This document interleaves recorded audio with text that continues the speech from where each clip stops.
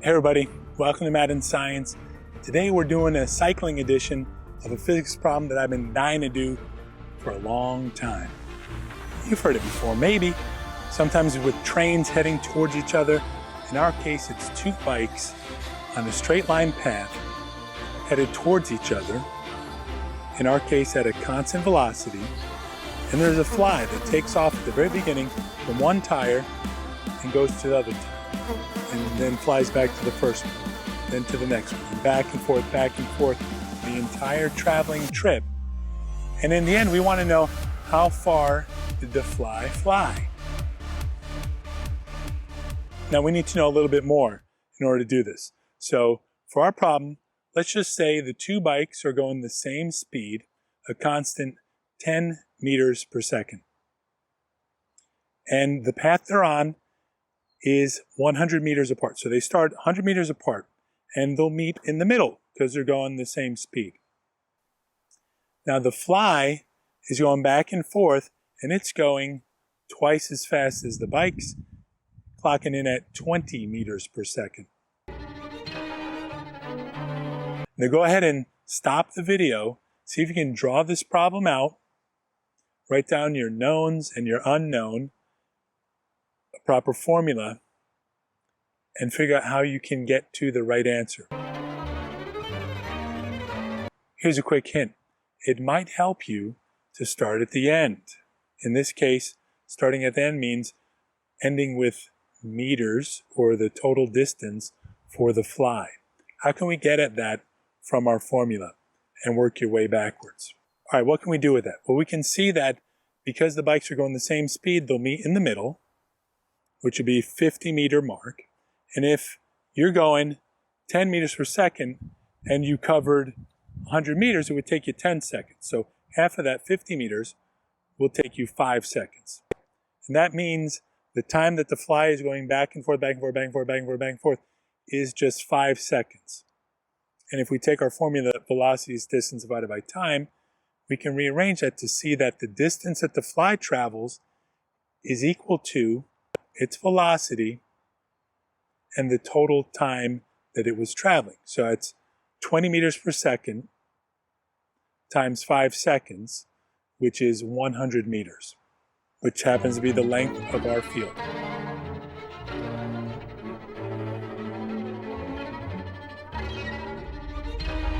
Did you get the answer right? If not, where'd you go wrong? Write that down, take a few notes, maybe ask a question, see if you can change or tweak the problem a little bit for the next time.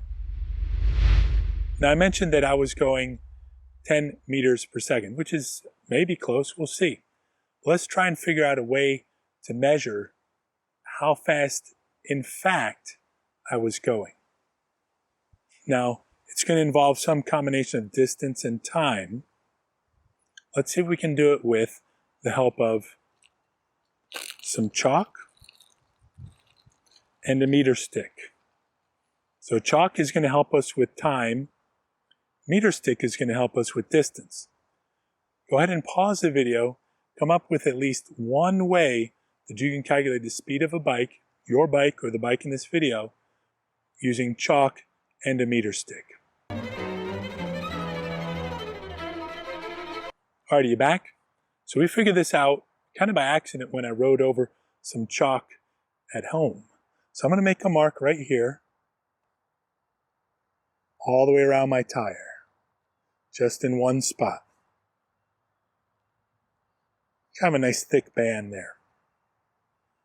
And that means that every time as the wheel is turning,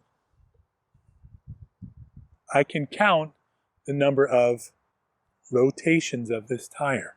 And if I know the diameter of that tire, if I set this down, we get it in about, we're going to go 70.0 centimeters, which would be 0.7 meters.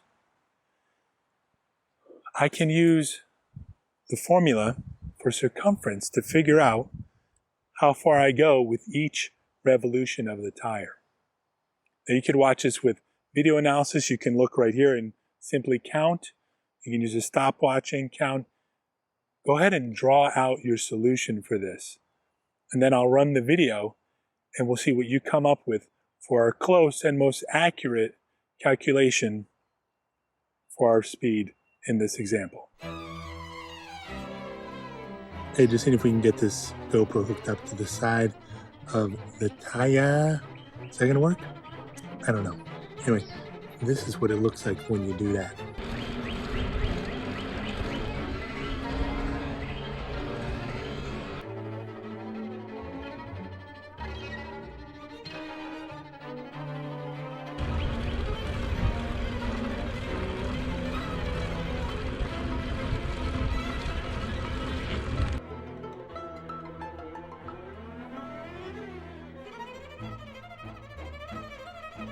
Okay, now you have the slow-mo footage, the timer and revolution counter.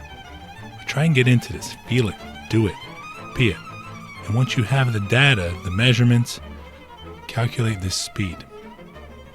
Put your work on your drawing and your earlier attempts at solving.